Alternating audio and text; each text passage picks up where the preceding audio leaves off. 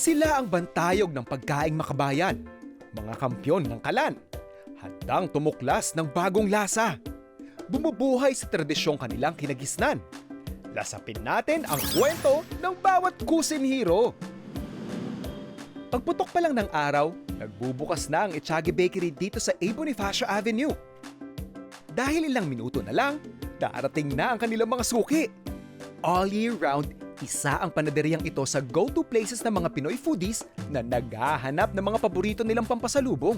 1962, dito tinayo yung Echage Bakery. Kasi formerly, Quiapo kami. Yung mother store namin doon is yung Kim Chong Tin. Dati po kasi Echage Street ang pangalan yan. So from there, nakuha namin yung pangalan na Echage. Somewhere around 1958-59, nasunog yung doon sa part ng Quiapo. Nag-decide sila na dito sa A. Bonifacio, sa Quezon City, dahil may lupa yung auntie ko dito. So, 1962, lumipat dito noon.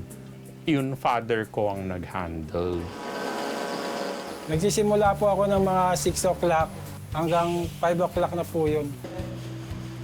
Sa lahat po ng ginagawa ko, ito po yung pinakamahirap. Kasi po, ihulma ko pa po ito ng may dalawang parang kahoy ako na gaganituin ko na para maging ganito siya. As a third-generation owner of their family business, ang personal touch ni Peter ang nagmistulang bagong signature ng Echage. Somewhere around 1990s, nag-try ako mag-develop ng mga flavors. Isa sa mga nag-click is yung buttercrust hopia namin po. Hanggang naging siya yung parang may pinakakilala na dito sa bakery namin dito sa Echage Bakery. At ngayong ipinagdiriwang natin ang Chinese New Year, mabilis na nauubos ang kanilang mga produktong may kinalaman sa naturang tradisyon. Kasi usually pagdating ng Chinese New Year, Chinese tradition, nag-aalay sila. Anything bilog, marami kami mga products na ino-offer namin. Usually mga bumibili, mga nag-aalay po for the New Year.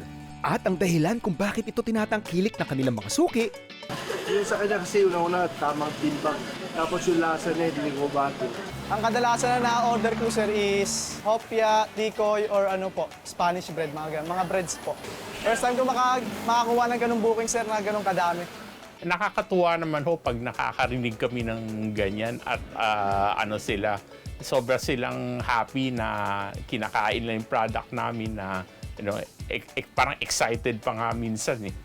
dahil ibinuhos ni Peter ang kanyang buong buhay para sa kanilang family business, unti-unti na rin niyang iniiwan ang kanyang legasiya sa mga magmamana nito. His future Kusin Heroes. Hopefully na meron kaming next generation pa na itutuloy yung legacy ng paghohopya. Sa ngayon yung dalawang pamangkin ko. And so far, they're doing fine naman. Any business naman, kailangan meron kang touch talaga eh. Kasi hindi pwede ring iwanan mo lang ng ganyan. So, dapat from time to time, chine-check mo rin naman. Isang adhikain na nagbibigay din ng oportunidad sa mga taong pinamamahalaan niya.